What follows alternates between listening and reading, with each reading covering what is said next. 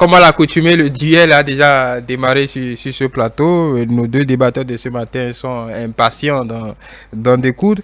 Le duel de ce dimanche 27 juin 2021, nous allons parler en premier de l'actualité, de la sécurité alimentaire. Nous allons nous appesantir un peu sur ce qu'on pourrait appeler peut-être la nécessité pour l'État central, les collectivités locales, d'avoir des stocks de sûreté.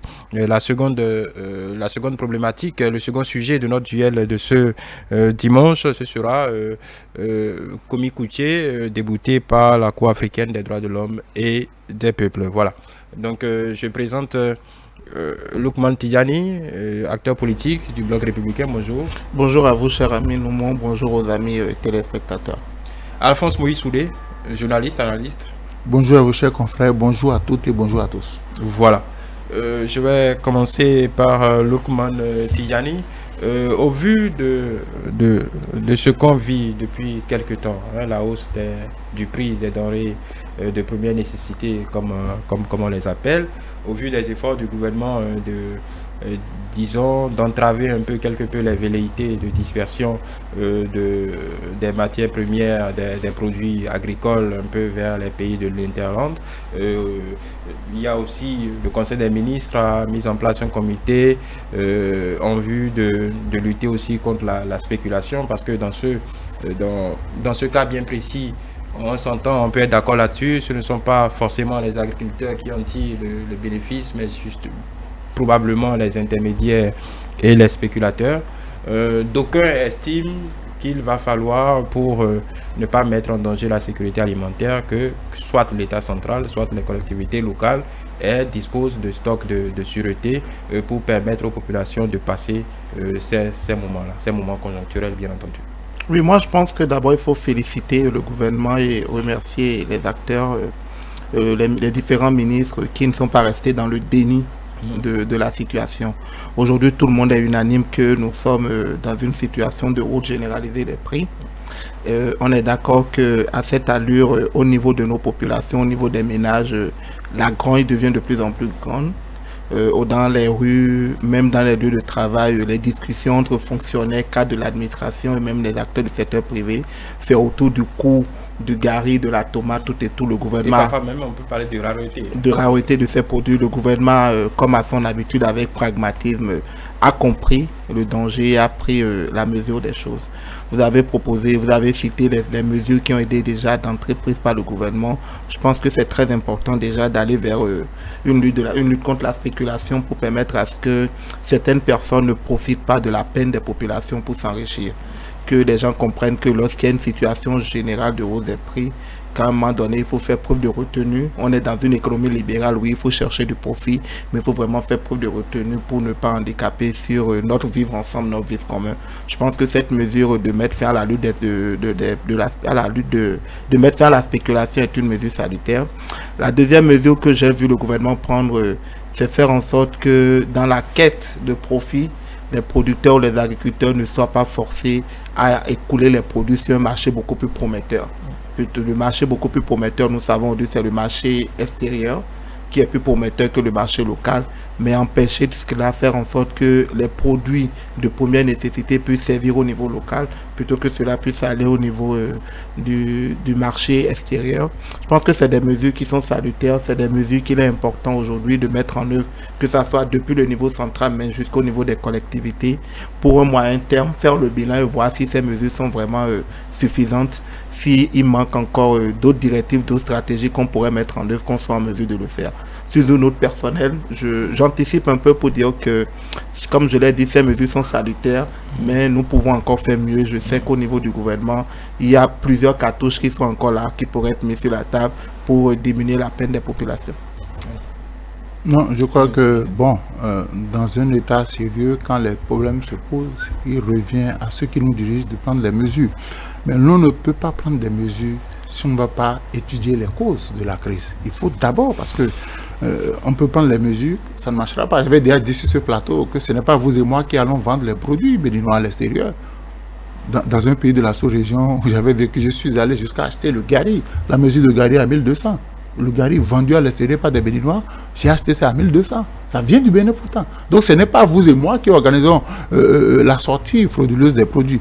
Mais je dis, quand nous référons un peu aux causes, ça c'est vrai qu'il y a une cause qui ne dépend pas du pouvoir en place, les perturbations météorologiques, la pluie ne vient pas. Mais il y a que, il faut le dire, j'ai lu un peu de la documentation. Vous savez, les paysans, quand ils produisent, c'est pour gagner de l'argent. On a dit, depuis deux saisons, le Bénin est au top au niveau du coton. Le Bénin est au top. On a voulu aller au top. Et beaucoup de paysans, ils aiment l'argent, tout le monde aime l'argent. Donc, se sont lancés dans la production du coton pour permettre au Bénin d'atteindre cet objectif qui veut être le meilleur. Pour gagner déjà de l'argent. Pour gagner de l'argent. Donc, et puis, les paysans, les cultures vivrières, les gens ont abandonné ça au profit du coton. Donc, c'est déjà une cause importante. Et là, moi, je n'en veux pas aux paysans. Qui ne veut pas de l'argent? Quand on te dit, tu fais le coton, tu vas gagner beaucoup d'argent, il le fait. Maintenant, il faudrait que l'on puisse diversifier l'agriculture. Les mesures, c'est d'encourager par zone. Par zone. Toutes les communes ne font pas du coton. Mais il y a je vous dirais qu'il y a des filières prioritaires que le gouvernement a mises en place pour les cultures vivrières, le maïs, on a la filière du riz, de l'acajou, ainsi de suite. Il y a le gouvernement a bien scindé, a bien compartimenté toutes ces filières-là. Je suis d'accord. Quand les filières, il faut encourager, il faut prendre des mesures incitatives pour amener les gens à aller dans ces filières-là. Parce que le gouvernement ne peut pas obliger. On ne peut pas obliger un paysan à faire ce qu'il ne veut pas. Lui, il est producteur, il veut gagner de l'argent. Oui, mais dans le même temps, il y a 2 ans, 2 ans je crois, on a battu des records en termes de récolte, en termes de mais justement, c'est ça. Vous voyez, le problème, c'est quoi? Nous n'arrivons pas à capitaliser toutes ces mesures-là. Parce que moi, je dis, c'est vrai que le gouvernement veut lutter contre ça, mais il y a des mesures à prendre. Je dis, il faut d'abord encourager l'agriculture familiale. Il faut encourager l'agriculture familiale. C'est très important. Ça permet de lutter contre la faim d'abord dans votre cercle familial. Mais aujourd'hui, combien de familles encore continuent de faire l'agriculture familiale? Tout le monde veut faire la grande agriculture qui permet à la famille.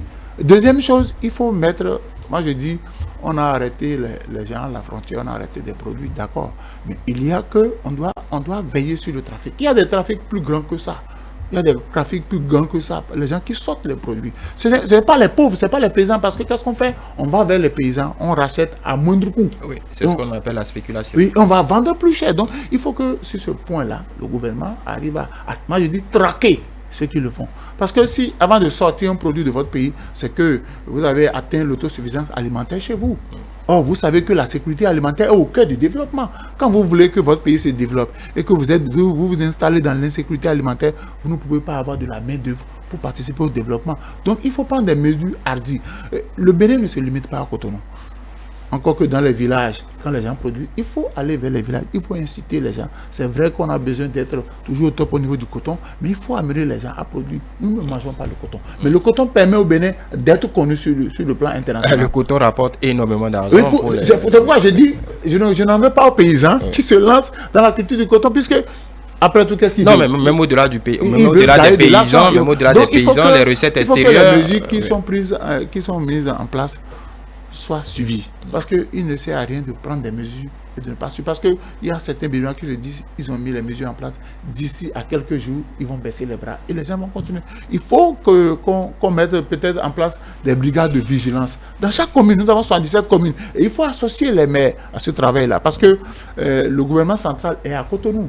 Mais si les maires sur le terrain n'ont pas les moyens pour suivre, pour mettre en application les mesures prises par l'État central, ça ne marchera pas. Non, je pense que les maires, on a eu le maire d'Ifani tout à l'heure en entretien, Ifani qui est une grosse région de production, je pense qu'ils sont conscients des enjeux, d'autant plus que Ifani est encore un peu plus proche du Nigeria que d'autres contrées dans le pays, donc je pense que c'est un enjeu partagé par tout le monde. Oui, mais là, on parle des stocks de sûreté. Oui, je vais revenir d'abord sur les causes. Je pense que c'est simpliste et quelquefois même je vois une teinte d'ironie de ceux qui démontrent, ceux qui tentent à opposer la hausse des prix avec la production record du coton. Je pense que c'est très simpliste de dire que les gens abandonnent le maïs, la tomate, le piment pour aller vers le coton. On ne cultive pas du coton un peu partout sur le pays, au Bénin. À Rebo, où il n'y a pas de la tomate, les gens n'ont pas laissé la tomate pour cultiver du coton là. Donc c'est très simpliste et même ironique de le dire. Il faut reconnaître aussi que 2020, au cours de l'année 2021... Mais vous ne dites pas qu'il n'y a pas cette tentation. Parce que l'inverse est observé aussi dans notre pays.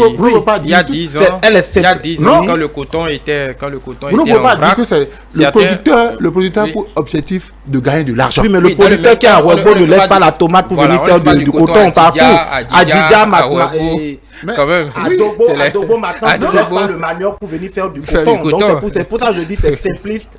Il faut être ironique de le généraliser. Vous avez le chiffre du nombre de producteurs comparé au nombre de producteurs qui sont dans le coton. Prenons les produits. Est-ce qu'on peut faire des exercices en parlant des produits de première nécessité? Vous avez parlé, il y a plus de 550 000 producteurs, mais plus de 220 000 pour le coton. Vous avez parlé du gari, par exemple. Le gari se cultive, le manioc se cultive dans une partie du pays. Vous n'avez pas me dire que ceux qui cultivent le manioc au sud du pays ont laissé le manioc pour aller faire du coton. Il y a d'autres causes. Je suis d'accord avec vous que des gens auraient peut-être pu laisser la terre pour aller vers d'autres choses, mais je dis c'est ironique de tout le temps parler du coton parce que depuis un moment, on a un sentiment, lorsqu'on parle de production record du coton, on est griffé vers un individu qui, de par son passé, a eu des prouesses dans le coton. Il faut qu'on sorte de cette case dans laquelle on se met. Il a eu des prouesses, c'est le président de la République. Oui, aujourd'hui, c'est l'État. Voilà, on on est tout le temps calqué vers cet individu. Moi, je pense qu'il y a d'autres causes sur lesquelles nous devons nous appesantir dans la littérature. Dans la littérature, il y a d'autres causes. Je parlerai par exemple de l'exode rural d'un certain nombre de jeunes. Quand vous voyez aujourd'hui les travaux à haute intensité de main-d'œuvre, quand vous voyez ceux qui sont sur ces travaux-là, vous vous rendez compte que c'est des gens qui ont peut-être quitté leur village. C'est des gens qui ont quitté Djidja, qui ont quitté Agbanizou, qui ont quitté même Tchakotomé pour venir à Cotonou, à Boyikon, travailler dans des chantiers. Donc il y a les autres rurales de ces jeunes-là. Il y a la situation de la Covid.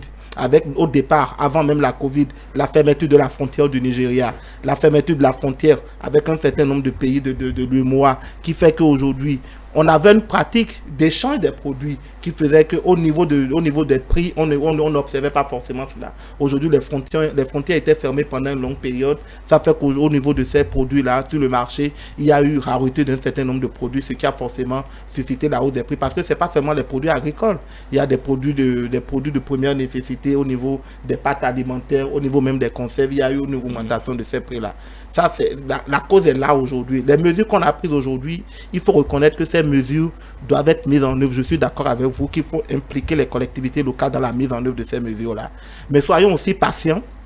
Évaluons, les mesures ont été prises, on ne peut pas avoir l'impact ou les résultats de ces mesures du jour au lendemain. Soyons patients, observons dans 3-4 mois pour voir est-ce que ces mesures qui ont été prises ont contribué au moins à la baisse de ces prix-là. Si cela a contribué de façon significative, nous allons tous applaudir. Si cela n'a pas fortement contribué, qu'il faut prendre d'autres mesures. Il y a d'autres mesures qui ont été prises par d'autres pays. Il y a le Togo, par exemple, qui vit aussi la situation de hausse des prix, qui a mis en place des boutiques témoins. Aujourd'hui, nous avons estimé au niveau du Bénin que nous n'avons pas encore besoin de ça. Si après 3 ans, nous estimons qu'il faut aller vers des boutiques témoins, nous allons le faire. Après 3 mois, qu'il faut aller vers des boutiques témoins, nous allons avoir. Je suis dans une logique, il faut voir le verre à moitié plein plutôt que de le voir à moitié vide. Il y a des mesures qui ont été prises, nous allons les évaluer dans 3 mois, dans 2 mois, pour voir s'il faut vraiment renforcer ces mesures-là. Ouais, comparaison, je ne sais pas. Non, c'est pour dire que il faut que nos téléspectateurs le sachent, ce qu'on vit ici au Bénin n'est pas propre au Bénin. Même en Côte d'Ivoire, il y a la route des prix. Je ne refuse pas. Même le Nigeria. L'un appelle l'autre. Le paysan, il vient, on ne produit pas les pâtes alimentaires au Bénin. On a produit. Oui, mais la plupart des pâtes alimentaires que nous consommons, ça vient de l'extérieur. Oui, j'ai dit comparaison pour comparaison. J'ai toujours été séduit par les Nigériens. Les Nigériens, vous savez, moi j'ai même acheté chez les commerçants nigériens au Bénin. La pluie a commencé. Beaucoup sont rentrés pour aller cultiver. Et chaque année, ça se passe comme ça avec les Nigériens. Comme les nôtres aussi, les nôtres sont non, vous savez, pour la saison prochaine. Mais tout à l'heure, il a parlé des autres, il a parlé pour les grands travaux, certains ont abandonné les champs. Oui, donc je dis, il y a un travail de sensibilisation à faire. Et c'est pourquoi je dis, on doit amener les Béninois à adopter l'agriculture familiale. Vous savez, il y a beaucoup de cadres aujourd'hui qui ont des champs, et après qui ont des vergers. Il faut qu'on encourage tout le monde. Parce que le problème, c'est quoi? Moi, que vous le voulez ou non, un paysan, il cultive pour gagner de l'argent. C'est pourquoi je dis, les paysans qui sont dans le coton, je ne les condamne pas. Je ne les condamne pas, je ne condamne personne. Mais je dis, il faut qu'on fasse un travail de sensibilisation pour que désormais, qu'on dise, nous avons besoin aussi des cultures vivrières. Parce que quand ça arrive comme ça, ouais, la spéculation, c'est à tous les niveaux. C'est à tous les niveaux. Quelqu'un te dit, si je vais au maïs, si je vais au marché pour acheter le maïs coûte cher. Par conséquent, moi-même, il faut que je vende aussi mes produits chers. Si je vais acheter du sorgho, ça coûte cher. Par conséquent, l'un appelle l'autre. Donc, il faudrait qu'un travail de sensibilisation soit fait. Moi, je dis, maintenant, on ne peut pas créer les boutiques témoins. Il faut attendre la prochaine saison. Quand il y aura hausse des produits, hausse de la culture, la culture vivrière, on peut créer des boutiques témoins, le fait, comme on l'a fait en 2000, puisque cette crise-là remonte à 2007-2008, et les boutiques témoins ont été mises en place en juillet 2008. On peut capitaliser cette expérience qui a été faite pour dire, nous sommes aujourd'hui, nous avons des difficultés. Il faut que désormais, quand nous allons aborder la session de la production des cultures vivrières, l'État puisse faire la même chose. Parce que c'est pas quand la crise a commencé. Maintenant, qu'est-ce qu'il faut faire? Parce que vous voyez déjà sur le marché, tout le monde spécule. Tout le monde spécule. Tout ce qui est commerçant spécule. Il te dit, parce que ça là est cher, moi aussi, il faut que j'augmente les prix pour vivre, parce que je dois payer l'électricité, je dois payer l'eau, le transport est cher, si je dois aller au marché. Donc, chacun, à sa manière, augmente les prix. Donc, il faut que le gouvernement mette en place des structures pour contrôler ça. Parce que j'avais déjà dénoncé ici qu'il y a des commerçants véreux. Il y a des commerçants véreux qui vont acheter moins cher, qui vendent très cher. Et c'est ce qui est fait actuellement. Il y a une commission qui est mise en place pour lutter contre la spéculation des prix. Le ministère en charge du commerce, le ministère de l'Intérieur, il y a un comité interministériel pour lutter contre la spéculation des prix. C'est pour ça que je dis qu'il faut saluer déjà cette mesure, parce que quand on est en situation de crise, on ne réfléchit pas forcément directement pour le moyen et long terme. On réfléchit pour le court terme aujourd'hui. Aujourd'hui, il y avait une hausse des prix. Quelle a été la cause? On a eu les causes. Comment est-ce que ça se manifeste? C'est des gens qui ont des produits, qui veulent aller envoyer des produits à l'extérieur du pays parce que le marché est plus rentable. Le gouvernement a décidé alors d'arrêter aujourd'hui l'exportation de ces produits-là. On a mis en place un cordon, je dirais un cordon alimentaire pour faire en sorte que ces produits ne sortent pas. Il faut saluer cela. Comment est-ce que ça se manifeste? C'est la spéculation. Des gens qui pensent parce que le maïs a pris, il y a une hausse du prix du maïs, il faut augmenter le prix, par exemple, du fibre de courant électrique, je caricature juste comme ça. Donc il faut lutter contre la spéculation. Le gouvernement aujourd'hui a pris des mesures pour lutter aujourd'hui contre la spéculation de ces prix-là. Je pense que ces mesures sont salutaires, il faut les apprécier et dire après que dans le moyen terme, dans le long terme, parce qu'on constate de plus en plus que la hausse des prix devient beaucoup plus cyclique dans la sous-région, dans la région de l'Afrique de l'Ouest. Qu'est-ce que nous faisons au niveau de nos États pour prendre des mesures à moyen et long terme pour juguler cela? Je suis d'accord avec vous lorsque vous parlez d'encourager l'agriculture familiale, encore que l'agriculture familiale ne peut pas nourrir le grand monde. Maintenant, il faut encourager davantage les jeunes à aller dans les filières de l'agriculture. C'est pour ça que vous avez vu au niveau des réformes dans le secteur de l'enseignement, on a dit il faut envoyer les gens dans des secteurs viables pour l'économie, des secteurs comme l'agriculture. Il faut faire en sorte que les jeunes puissent aller vers l'agriculture. Au niveau des producteurs, le gouvernement a mis en place aujourd'hui une stratégie de soutien, d'excitation aux producteurs des produits vivriers, des produits de première nécessité. Il y a quand même 500 milliards qui sont mis sur la table par le FNDA. Exactement, donc c'est des mesures qui sont prises. On ne peut pas avoir ces impacts, on ne peut pas avoir les résultats dans le court terme systématiquement, la façon dont nous allons les évaluer au fur et à mesure. Je sais qu'il y a d'autres mesures que des gens proposent, il y a d'autres propositions qui sont faites un peu partout, mais tout doit se faire dans une dynamique d'échelle, de façon progressive. Non, les mesures qui sont mises en place sont des mesures qui ont des résultats. C'est pas à court terme. C'est pas à court terme. Je dis, je suis d'accord. Mais le problème, c'est quoi? Il faut un travail de sensibilisation et de révolution des mentalités. Si vous créez des écoles pour former des agriculteurs, je ne sais quoi, si le parent n'est pas d'accord, il n'enverra pas son enfant. Ah oui, tout parent veut que son enfant soit un cadre, tout parent veut que son enfant aille au boulot en cravate. Donc qu'il faut faire un travail de sensibilisation. Vous n'allez pas dire aux parents d'envoyer les enfants dans les écoles où on va former des agriculteurs. Ils vous diront non, moi je n'en veux pas. Donc il faut d'abord montrer aux gens l'importance de l'agriculture. De plus en plus, des parents comprennent, des gens comprennent que l'agriculture est un secteur viable. Non. Il y a des parents, il y a des parents qui ont été ingénieurs, qui ont été des rocades aujourd'hui, mais dans le système éducatif. Oui, je suis d'accord avec vous. Je suis dans le système éducatif et les parents, je vais vous donner un simple exemple. Oui. Quand les enfants décrochent le BPC et que vous les envoyez en cellule G, quand les parents viennent, ils vous engueulent. Ils vous engueulent. Je ne vous ai pas demandé d'envoyer mon enfant là-bas. Je veux que mon enfant fasse la A, B, que mon enfant fasse la D, que mon enfant fasse la C. Donc, il faudrait qu'au niveau des mentalités, qu'on puisse démontrer aux gens que ce n'est pas forcément en allant au bureau en costume qu'on participera au développement de son pays. En revanche, il y a aussi des jeunes.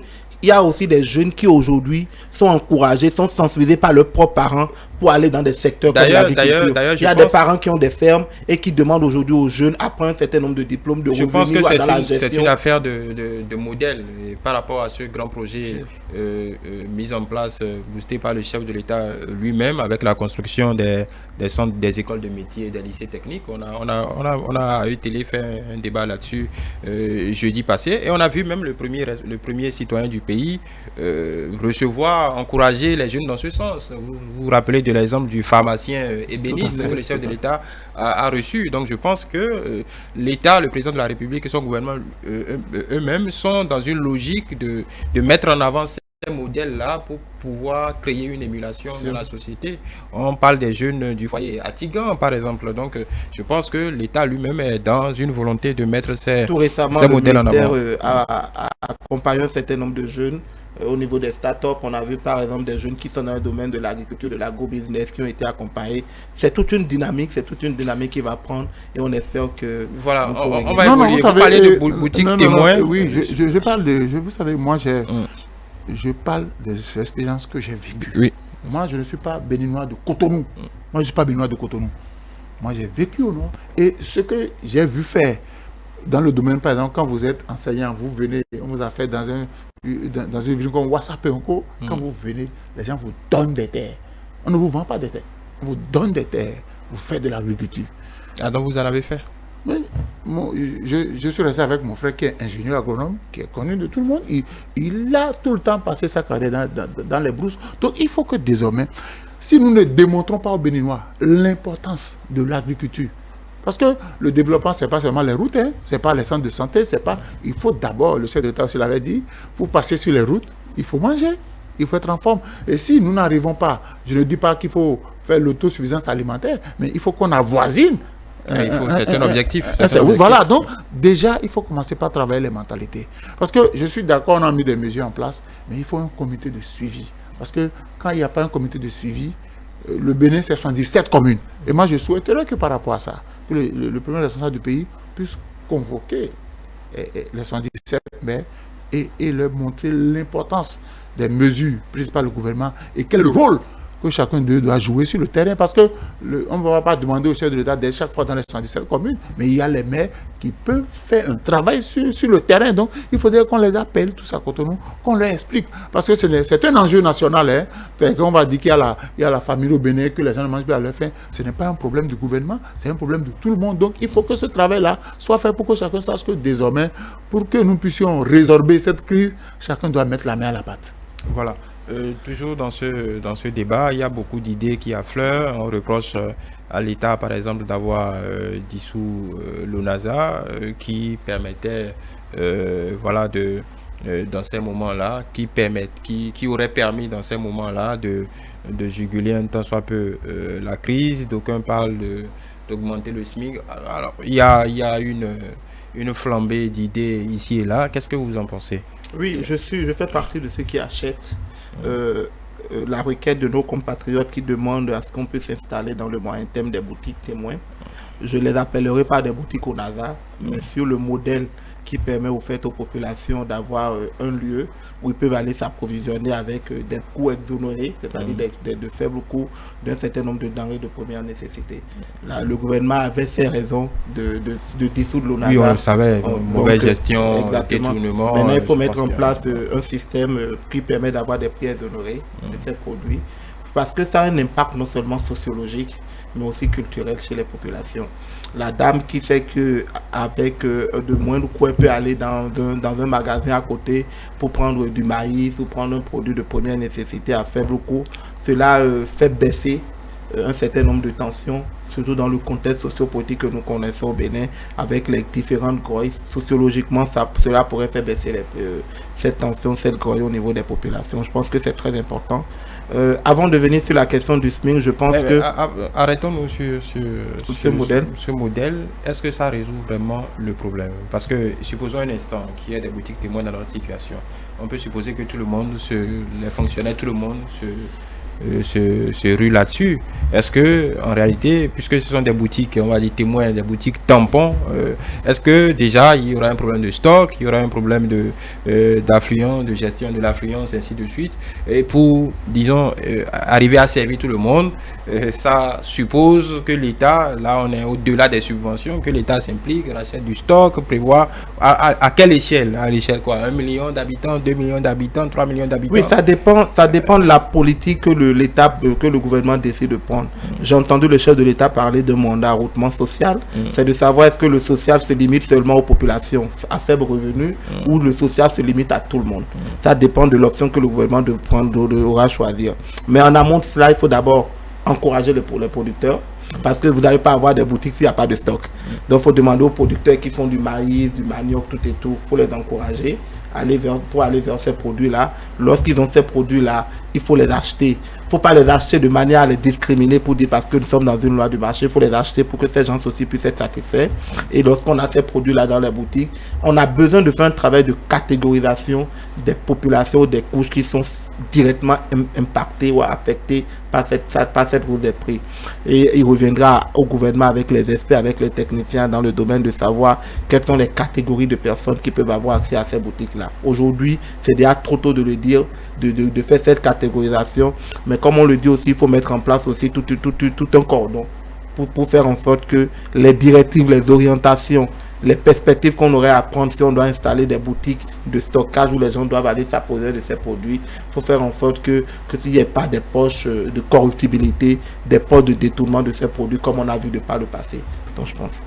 Oui, à l'heure où les directeurs d'école moi je voudrais, vous savez, avec avec le gouvernement Patrice Talon, quand on avait suspendu par exemple les microfinances, on s'est référé au projet initial pour dire quel était l'objectif dans lequel on a corrigé. Et je voudrais qu'on fasse la même chose pour la boutique témoin. Parce que c'était une stratégie mise en place. Forcément, il y a des documents, il y a des gens qui ont participé à la mise en place de ces boutiques témoins. Il faut capitaliser ce qui a été fait pour voir qu'est-ce qui est corrigible. Forcément, si on a eu à fermer ces boutiques témoins, c'est qu'il y avait des problèmes dans la gestion. Donc, il faut revoir ce qui est fait et mettre en place. Parce que moi, quand on parle de boutique témoins, ça me fait penser à Joseph dans la Bible, les périodes de vaches grasses et les périodes de vaches maigres. Donc, il faut qu'on pense à cela. Il va arriver des moments où, au niveau de la culture vivrière, ça sera en hausse. Donc, il faut trouver la politique de stockage. La société est stratifiée. On sait qui en a besoin. On connaît ce qui est sur l'étude des experts avant la mise en place des boutiques témoins. Forcément, il y a un travail qui a été fait. On a stratifié la société, on dit de telle couche a besoin de telle quantité. Donc, il faudrait revoir les documents, les toiletter et revoir où est-ce qu'il y a eu des failles. Parce que l'État avait investi quand même un certain nombre de milliards dans cette affaire-là. Il y a des boutiques qui ont été construites. C'est tellement que les boutiques sont encore disponibles. On sort le projet. On le nettoie, on va voir où est-ce qu'il faut, sur quel levier de ce projet-là il faut appuyer, parce que nous sommes en train de vivre actuellement cette situation et on ne va pas régler ça dans 3 mois.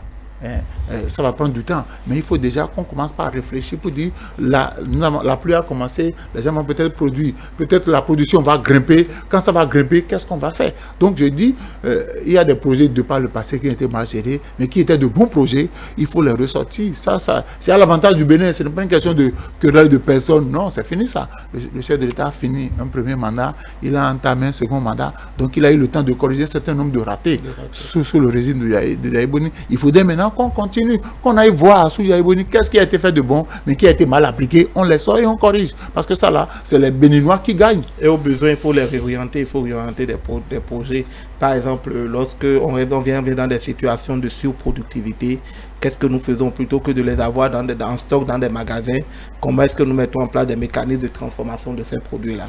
Je pense par exemple dans des périodes où on est en surproductivité de tomates, dans des périodes où on est en surproductivité de piments ou de manioc, qu'est-ce que nous mettons en place pour avoir des unités de production ou des unités qui permettent de faciliter le stockage pour un moyen et long terme? Donc, je voudrais aussi, tout à l'heure, tu parlais d'encourager les paysans. Ça, c'est important. Il faut mettre à disposition des paysans les moyens. C'est vrai. Il faut mettre à disposition des paysans les moyens modernes. La mécanisation agricole. Nous avions à Ouida une usine de fabrication de tracteurs. 100 milliards sur la table. Et en parlant de mécanisation, déjà, l'entreprise dont vous parlez, l'usine de montage des machines agricoles, maintenant a été fusionnée dans une société anonyme, je pense que c'est la Sonama ou bien des machines agricoles du Bénin. Donc je pense que tout ça a été repris. Oui, mais les craintes, les craintes de nos populations, les craintes et les peines de nos populations sont là. Oui. Et les Béninois connaissent une dextérité, une efficacité au président. Il faut aller vite. Ça sont des projets à court et moyen terme. Je me suis promené un peu dans le Bénin, vous allez voir des machines agricoles qui sont garées, qui n'ont jamais été utilisées. Donc il faudrait que même si on réoriente le projet, il faut que les machines aillent aux réels utilisateurs. Il ne faut pas qu'on fasse aussi de la politique là, parce que ceux qui produisent à grande quantité, il faut faire en sorte que tous les grands producteurs soient dotés de moyens. Parce qu'on a vu, vous allez dans des brousses, les machines sont garées, les gens n'ont pas pu utiliser. Mis des machines dans leur ferme personnelle. Bon, donc il faut désormais, c'est pourquoi je dis, tous les projets agricoles qui ont été... Parce que en réalité, c'est quoi? C'est les mêmes cadres. Hein? C'est les mêmes cadres qui ont travaillé sous les différents régimes, qui ont conçu des projets. Il faudrait que ces projets-là, désormais, qu'il y ait des comités de suivi pour que ce qui est retenu aille vers les bénéficiaires. Parce que c'est ça la difficulté du Bénin. On a de belles idées, on a de belles propositions, mais dans la réalisation, il y a que certains cadres manquent à leur devoir et ne jouent pas le rôle. Il faut que désormais tout le monde soit... C'est pourquoi j'ai dit, il faut associer les 77 maires du Bénin. Parce que c'est dans les communes que ces projets-là, ils vont vers les communes. Il faut que les maires sachent que désormais, ils constituent l'œil du gouvernement dans la réalisation et qu'au moment opportun, on doit les impliquer dans le compte rendu pour dire qu'est-ce qui a été fait. Parce que quand on dit, bon, c'est des cadres de... Non, le Bénin appartient à tout le monde et le développement du Bénin incombe à tous les citoyens. Je suis tout à fait d'accord avec vous. Il faut impliquer tout le monde. Il faut réorienter ces projets-là. Mais je dirais, on a aussi des contraintes de temps. On connaît l'efficacité, la dextérité au chef de l'État sur un certain nombre de sujets. Et on a besoin aussi de cette efficacité, de cette dextérité sur les problèmes, donc les problèmes et les solutions que nous proposons aujourd'hui. La mécanisation agricole. Non, je pense que sur la mécanisation agricole, les aides sont très avancées. Je pense en 2020 ici, il y a eu une enveloppe de près de 10 milliards pour l'acquisition de matériel. Ce n'est pas l'enveloppe. C'est pas l'enveloppe. C'est pas l'enveloppe. Le matériel est allé où? Le matériel doit aller vers les utilisateurs. C'est ce que vers les producteurs. Quel producteur? Il y a des producteurs qui n'ont jamais eu de machine tout le temps. Il faut identifier. On connaît. Il faut identifier les vrais producteurs, ceux qui ont besoin de ça. Si quelqu'un, un cadre a une ferme là et vu qu'il détourne une machine qui va garer dans sa ferme, c'est pas rentable à l'État. Vous avez un cas où... Mais je dis, circuler dans le pays, moi je ne suis pas béninois de Cotonou. Vous allez voir des machines agricoles garées dans les fermes où les gens ne l'ont jamais utilisé. C'est que nous ne voulons plus voir des machines agricoles qu'on aurait achetées aux frais du contribuable. Nous ne voulons plus les voir mourir dans des fermes personnelles. Nous ne voulons plus les voir mourir dans les cours des mairies. Nous ne voulons plus les voir mourir dans des espaces où il n'y a que du chien. Certainement que nous voulons que ces machines puissent aller vers les producteurs. Et au-delà de cela, il faut apprendre aussi aux producteurs comment est-ce qu'il faut utiliser ces machines. Il faut le renforcement des capacités.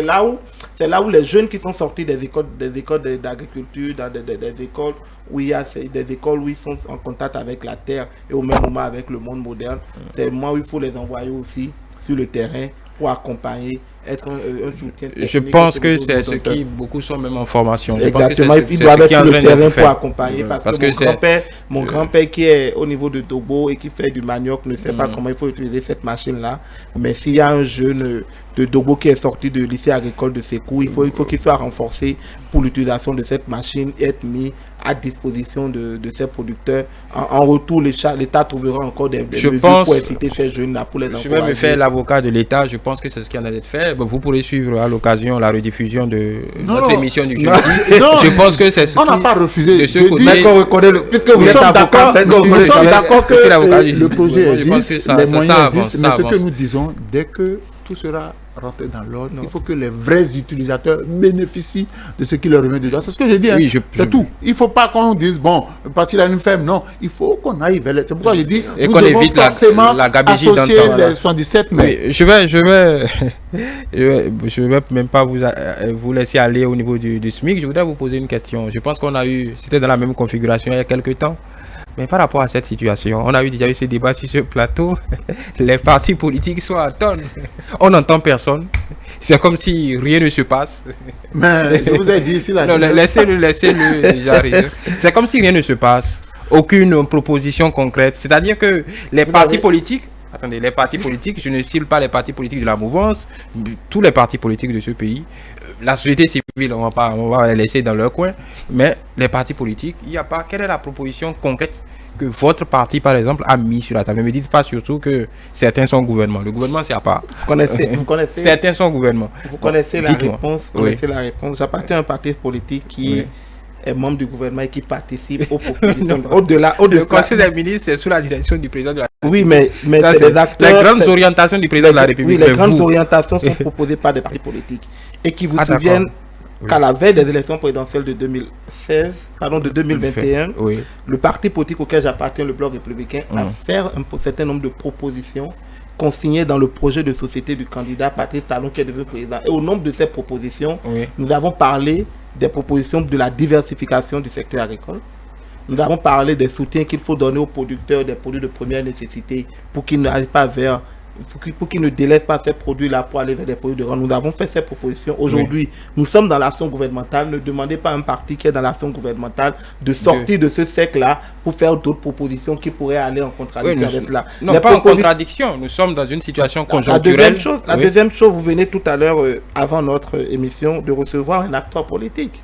Oui, le maire de la commune d'Ifrane qui est un acteur politique.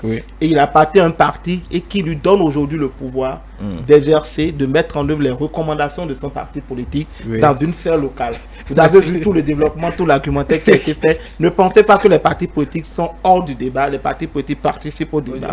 Ils font dans le cadre qu'ils jugent aujourd'hui opportun, au regard des orientations, le cadre qu'ils jugent opportun, ils font des propositions, ils font des critiques pour que cela puisse être amélioré. Ne les attendez pas forcément sur des plateaux de télévision ou avec des documents de théorie venir faire des propositions. Ceux qui doivent le faire aujourd'hui, c'est les partis de l'opposition qui doivent proposer aujourd'hui d'autres alternatives pour dire par rapport à cette mesure du gouvernement, voilà ce que nous pensons qu'il faut faire pour améliorer. Mais les partis de l'opposition, les partis de la mouvance peuvent le faire sur les plateaux. Ils trouveront le cadre idéal pour le faire. Les partis de la mouvance pourront le faire. C'est une fuite en avant. C'est pas une fuite, professeur. J'ai dit sur ce même plateau-là, je m'en souviens, que si le gouvernement fait bien, les partis de la mouvance doivent encourager. D'accord? Et dire, nous traversons une situation. C'est vrai que le gouvernement a donné son avis. Les partis politiques aussi devaient accompagner le gouvernement. Parce qu'on a dit, il anime, les partis politiques animent la vie politique. Et on a dit sur ce plateau, ils doivent, si c'est bon, il faut encourager, il faut rassurer les populations. Voilà. Il faut rassurer les populations pour leur dire que les mesures prises par le gouvernement, c'est dans le cadre de faciliter la jugulation de cette crise-là. Mais personne ne dit rien. Nous avons, je crois, 14 ou 15 partis politiques. Je n'en ai pas entendu. Vous n'avez pas vu les conseils locaux sur le terrain? Sur quel terrain? Vous sortez dehors de Coton vers les conseils locaux en train de discuter avec les populations. Mais chaque fois quand on dit quel est le rôle des partis politiques, c'est vrai que c'est le bras opérationnel. Il y a combien de partis politiques dans le gouvernement? Professeur, le bras opérationnel, il y a trois grands partis politiques au gouvernement. Le bras opérationnel des partis politiques qui ont la chance d'être dans la gouvernance à un niveau donné, c'est de permettre à ceux qui ont cette chance-là d'être dans la gouvernance de travailler. Aujourd'hui, les partis politiques ont des ministres au gouvernement, ils appartiennent au gouvernement, ils feront des propositions au niveau du gouvernement, ils feront des propositions pour que, en conseil des ministres, ces propositions puissent venir, puisque c'est là où la décision politique se fait.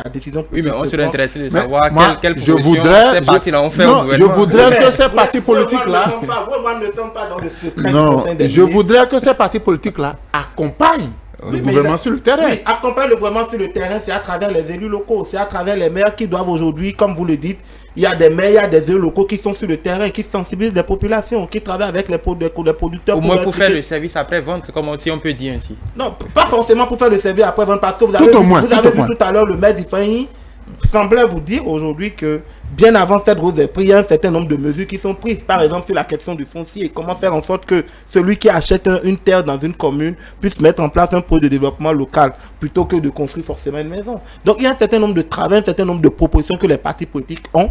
Les partis politiques ont un projet de gouvernance qu'ils mettent à la disposition des élus, des conseillers qui sont de leur parti, à les mettre en œuvre à la plus petite échelle. La plus petite échelle aujourd'hui, c'est les arrondissements, c'est les communes. Et je vous dis, les élus locaux du bloc républicain, les maires du bloc républicain sont sur le terrain pour mettre en œuvre un certain nombre de dispositions.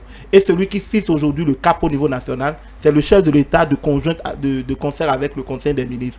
Quand les directives sont données, les maires, les élus qui sont membres du parti du bloc républicain, pour ce que je sais, sont sur le terrain aujourd'hui pour mettre ces mesures-là en œuvre. Ce n'est pas du service après-vente, comme vous le dites. Mais vous n'attendez pas que Le des service maires... après-vente, c'est normal. Non, n'attendez pas que des maires ou des acteurs politiques, de partis politiques accompagnant l'action du gouvernement viennent aujourd'hui sur un plateau vous dire nous sommes d'accord avec les mesures qui sont prises, nous pensons pour être d'accord, pour accompagner, c'est sur le terrain. Ce n'est pas sur un plateau pour faire ce des que vous n'avez discours. pas envie d'entendre. Il y a certains partis politiques, hein, le chef de file de l'opposition lui parle déjà de la présidentielle de 2026, Oui, alors que les Béninois dénoncent la cherté des vies. Et je dis au niveau des autres partis, on parle des municipales, Oui, des législatives de oui, 2023, justement. on ne parle pas de la crise. Justement. Les fois où j'ai été... Justement, Alphonse, oui, ce que vous m'expliquez, c'est que les partis politiques peuvent venir faire le service après-vente pour les lois, quand il s'agit de politique, de lois votées à l'Assemblée nationale, puisque on a vu le parrainage, ils peuvent passer sur les plateaux en parler, même si partir à la gouvernance. Mais quand on parle de sujets sociétaux, là, ils laissent le gouvernement seul et puis ils se taisent. Non, on va recadrer le débat. Oui. Bon, jusqu'à que le contraire, c'est moi qui... Oui, dans le cadre où nous étions sur les questions de parrainage, des questions de loi, oui. C'est des représentants de partis politiques. C'est des représentants, c'est des députés que vous avez vus sur le plateau. Ah, pas que des députés. Non, c'est des députés. Vous en avez parlé, vous n'étiez pas député. Mais non, c'est des députés que vous avez vus sur le plateau. C'est des gens qui sont investis d'une mission pour venir expliquer. Oui. Et je dis sur la question que vous posez, les questions qui touchent la vie des populations, je vous l'ai dit, je suis d'accord qu'on cherche davantage à responsabiliser les partis politiques. Mais ça ne viendra pas de facto. Il faut déjà apprécier ce qui se fait sur le terrain.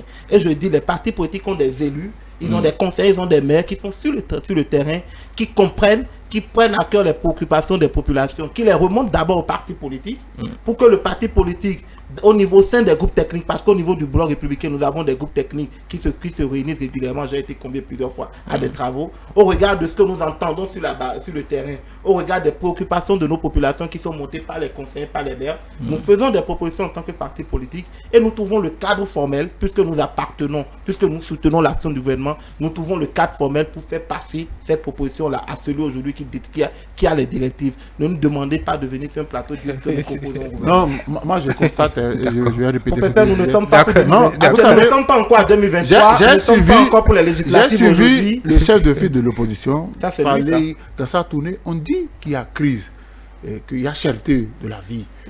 Quelqu'un qui aspire nous diriger n'est pas capable de nous donner un seul message pour nous rassurer. Les partis politiques s'intéressent à la politique. Mais à la survie de la société, on s'en fout royalement. On ne peut pas me dire que sur 15 partis politiques régulièrement reconnus, aucun parti politique ne peut lever son petit doigt. On continue de sanctionner les gens continuent de démissionner en bas. Mais nous disons, qu'est-ce que c'est? Mais vous avez trois partis politiques qui sont au gouvernement. Ne me dites pas que les mesures qui sont proposées par le gouvernement ne sont pas des mesures au-delà de leur présence au gouvernement. Au-delà de leur présence au gouvernement, ils ont des conseils. On dira que les mesures du gouvernement sont les mesures du gouvernement. Ne cherchez pas. Le développement local, c'est des partis politiques aujourd'hui qui ont des maires, qui ont des conseils, ils mettent en œuvre les politiques. On ne justifie pas tout. On ne justifie pas. Je dis les partis politiques, il y en a 15. Qu'est-ce que ça leur coûte de prendre la parole, de rassurer les citoyens, d'encourager le gouvernement. Ça le coûte quoi? Ça le coûte quoi? Rien.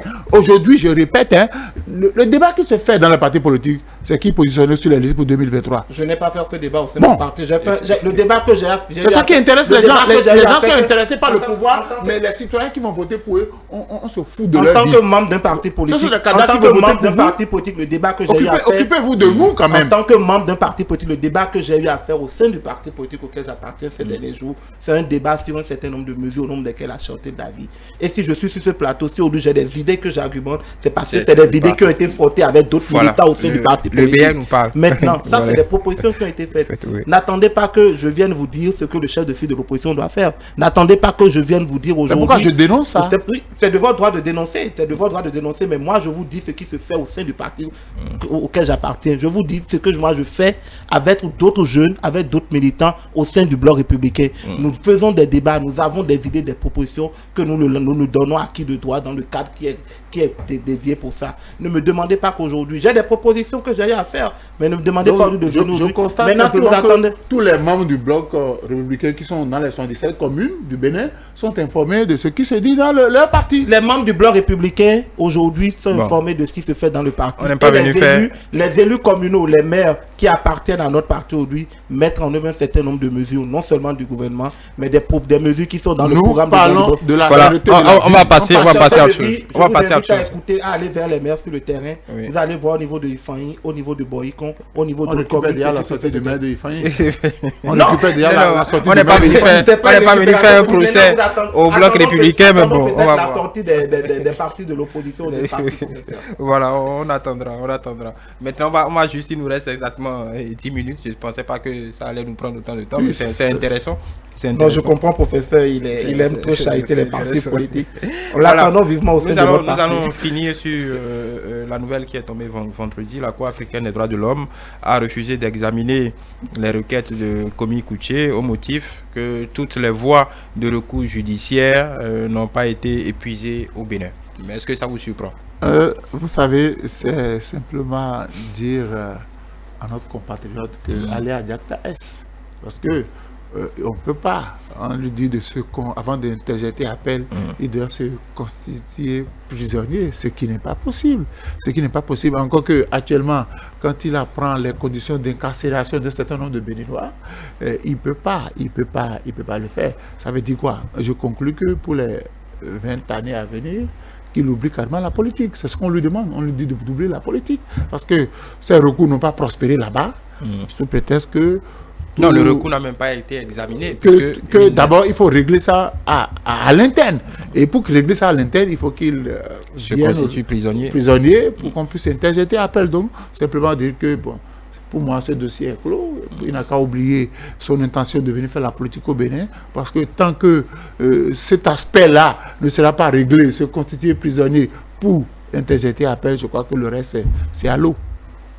Oui, au-delà du fait que vous lui demandez d'oublier son ambition politique, encore qu'après 20 ans, il peut avoir des ambitions politiques. Moi, je suis contre ceux qui sont dans des labyrinthes pour échapper aux décisions de justice. Il y a des faits qui sont reprochés à notre compatriote Komi Kouché. Moi, j'ai déjà dit depuis le départ qu'il est important pour lui de venir au Bénin répondre de ces faits. Pendant plusieurs années, je cherche un mot plus souple que la fuite, mais j'utiliserai la fuite en le mettant en griffe. Pendant ces années de fuite, l'argument qui a été donné, qui a même été donné par son avocat, Maître Tian, c'est une non-indépendance de la criette, non-imparfaiteté de la criette. Je ne suis pas de ceux qui brandissent cet argument lorsqu'il s'agit des acteurs politiques. La criette fonctionne depuis un certain nombre d'années. Il y a des milliers de nos compatriotes qui ont paru devant la criette, qui ont même été libérés. Certains ont été libérés, certains ont été libérés, d'autres ont été incriminés. Qu'on arrête de se réfugier derrière cet argument pour éviter de répondre de ces actes. Ce que moi je propose, c'est souvent difficile que Komi Kouché s'inspire d'un certain nombre d'expériences les plus récentes à côté de nous au niveau de la Côte d'Ivoire, qui répondent de ces actes devant la justice, et que au-delà du recours judiciaire, parce que si tous les voies de recours judiciaire sont épuisées et qu'on reste aussi qu'on reste ferme sur cette condamnation de 20 ans. Il y a le recours politique, il y a le recours social. Il y a des portes de sortie que nous avons dans ce pays. Il ne faut pas qu'on se réfugie dans des situations conjoncturelles ou vers des théories sorties par des avocats. Parce que vous avez parlé des conditions de détention. On connaît les conditions de détention dans nos prisons. Ce n'est pas aujourd'hui parce que des acteurs politiques... Pourquoi vous justifiez ça? Je ne justifie rien. On va en prison pour souffrir? Je parle d'un fait. On va pas en prison pour souffrir. Je ne vous ai jamais... Vous et moi, je ne vous ai jamais vu. Je ne vous ai jamais vu ici sur un plateau venir parler des conditions de détention des milliers de prisonniers qu'il y a. Mais pourquoi lorsqu'il s'agit d'un acteur politique qui se retrouve dans des conditions presque similaires que je ne souhaite même pas au pire de mes ennemis, qui se retrouve dans des conditions presque similaires qu'à des milliers d'autres prisonniers, on cherche forcément à le sortir de ce lieu. Mais pour ce qui concerne l'affaire Kwame Ekulche, vous l'avez bien dit, la Cour lui dit, à travers cette décision, constituez vos prisonniers, épuisez les voies de recours judiciaire et après nous pourrons examiner le dossier. Vous savez, ce que ce que dit Kwame Ekulche, il n'est pas le premier, il n'est pas le dernier. Non, on ne le dit que lorsqu'il s'agit des acteurs politiques. Beaucoup de Béninois, à un moment donné, ont fui leur pays sous prétexte qu'ils n'avaient pas confiance en leur justice. Et je dis Kwame Ekulche n'est pas le dernier. Et c'est un argument que je balais. Ok, donc je dis, si il veut faire de la politique, moi je vois les choses comme ça. Mais encore faudrait-il qu'on lui donne toutes les garanties possibles pour qu'il vienne répondre. J'ai toujours dit, sur les plateaux là où je passe, que chacun doit payer pour ses péchés.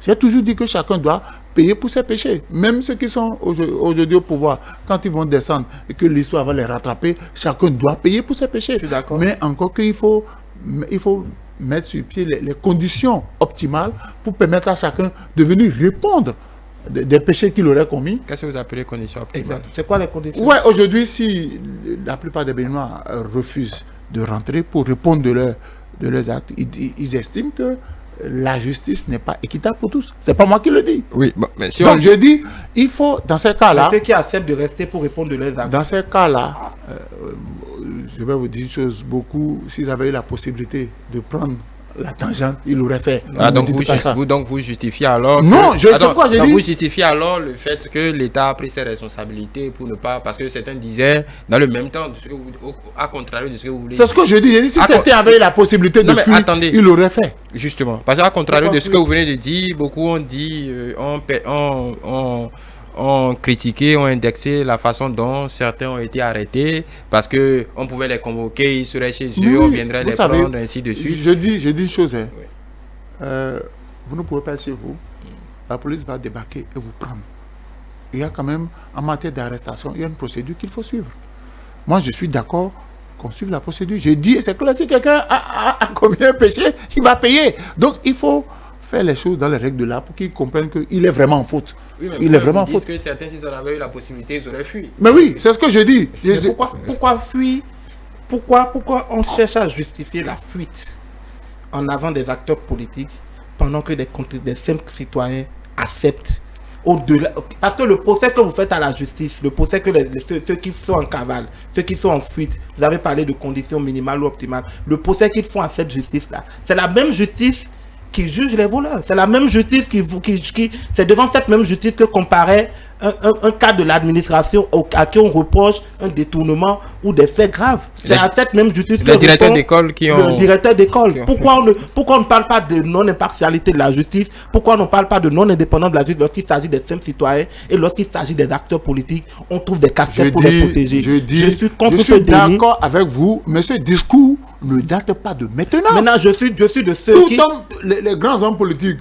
C'est pour ça le chef de l'État... On n'était pas sûr qu'on va bénéficier d'une justice équitable. C'est pour ça quand le chef de l'État dit... C'est un vocable utilisé, je dis, il revient. Mais à la différence... Je ne cautionne pas ça, mais je dis... Il faut le dénoncer, professeur. J'ai dénoncé, j'ai dit tout à l'heure, c'est le langage utilisé par les hommes politiques. Donc demandez à notre confrère Kwame Ekulche de venir répondre de ces actes devant la justice. Ça ne date pas d'aujourd'hui. Moi je dis, chacun doit payer pour ses péchés. Donc Kwame Ekulche doit venir répondre devant la justice et épuiser les voies de recours judiciaire. Aspire un jour à diriger le Bénin, à nous diriger, que chacun réponde de ses actes. En tant que simple citoyen, pas forcément parce qu'il aspire à diriger le Bénin, en tant que simple citoyen béninois qui vienne répondre de ses actes devant la justice, épuiser les voies de recours judiciaires. Maintenant, si on lui donne cette casquette d'acteur politique, on peut utiliser les voies de recours politiques et sociales. Ne dites pas forcément parce qu'il veut diriger le Bénin, parce qu'il a des ambitions politiques. Tout citoyen Tout le monde sait qu'il a des ambitions politiques. Je dis, ne fermez pas les yeux sur ça. Je dis en tant que citoyen béninois, il faut qu'il réponde. Je ne lui porte pas la casquette d'acteur politique pour le moment. Je dis, je lui porte cette casquette de citoyen et qu'on arrête. Il n'a pas fui en tant que simple citoyen. Non, il a en tant qu'acteur politique. Non, les faits qui lui sont reprochés sont des faits qui lui ont été reprochés. Je suis d'accord, mais j'ai dit, il n'a pas fui comme simple citoyen. Pourquoi on applaudit alors les acteurs politiques qui fuient? Moi, je suis contre cela. Un acteur politique répond de ses actes et pendant qu'il répond de ses actes devant la justice, je lui porte cette casquette de citoyen. Je ne suis pas d'accord que chaque fois, lorsque les gens veulent fuir cette justice, qu'on porte un blouson noir à notre justice pour parler de justice non indépendante, justice non impartiale. C'est cette même justice qui juge tout le monde. C'est cette même justice qui juge quelqu'un qui a volé une moto au bord de la route. C'est cette même justice qui prend un cas de l'administration que les acteurs politiques viennent répondre devant cette justice-là. Et à un moment donné, on pourra dire qu'ils ont pu payer le prix de leur péché comme vous le dites. J'ai dit tout le monde, et je répète, tout le monde a payé, et le voleur et l'homme politique. Mais je dis... Donc, invitez Kwame Kouché à répondre devant... Il n'est pas de ma famille. Il n'est pas de ma... Je dis... Tant que, puisque vous justifiez sa fuite... Non, je ne justifie pas. Je dis, les hommes politiques béninois, Kwame Kouché n'est pas le seul à avoir fui. Pourquoi vous justifiez la fuite des hommes politiques béninois? Demandez-leur de venir répondre tous autant. C'est pas le premier, ce n'est pas le dernier. Aujourd'hui, je demande aux hommes politiques... Si moi, j'ai confiance à la justice béninoise, je ne peux pas obliger les autres à être comme moi. On n'est pas de la même famille, on n'a pas la même Défendez cette justice. Si vous avez confiance en cette justice, défendez cette justice et demandez à ceux qui vitriolent cette justice. C'est trop facile de le dire. C'est trop facile de le dire. C'est trop facile de le dire. On va finir là-dessus. Juste un dernier mot. Il ne faut pas demander des choses impossibles aux autres. C'est pas impossible de venir répondre de leurs actes. D'autres répondent de leurs actes. Voilà, on va sortir de ce débat sur juste une intervention. Pas pour conclure sur tous les sujets, mais pour donner votre appréciation sur on va dire la retraite. Quand je dis retraite, pas au sens de retraite des fonctionnaires, mais le passage de témoin plutôt. Le passage de témoin à la tête de l'UDBN. Claudine Prudencio qui installe Sylvie de Chacus, je crois, c'est le nom si je ne me trompe, à la tête de l'UDBN. Est-ce qu'on peut dire que c'est un précédent qui fera date dans notre landerneau politique? Dans les faits, il faut féliciter cela en espérant que cela ne puisse pas être un passage de flambeau et de façade. Que au-delà du titre, parce qu'elle a aujourd'hui le titre de présidente d'honneur, ouais, qu'elle puisse être vraiment la présidente d'honneur et qu'elle n'ait pas forcément un œil, comme on a vu de par le passé, des présidents d'honneur qui deviennent plus que des directeurs exécutifs ou des présidents du parti.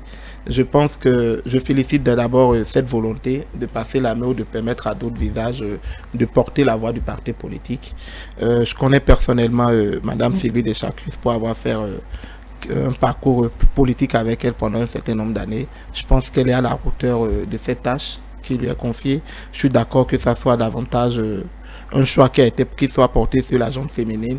J'espère que cela permettra davantage à l'UDBN, qui a tout le temps été caricaturé au visage de son actuelle présidente d'honneur. Ça permettra à l'UDBN de permettre à d'autres têtes, à d'autres personnalités d'occuper le terrain politique. Nous sommes dans un contexte au-delà des réformes du système partisan. Nous parlons d'une transition générationnelle au niveau du personnage politique et je pense que c'est un pas important que l'UDBN vient de faire.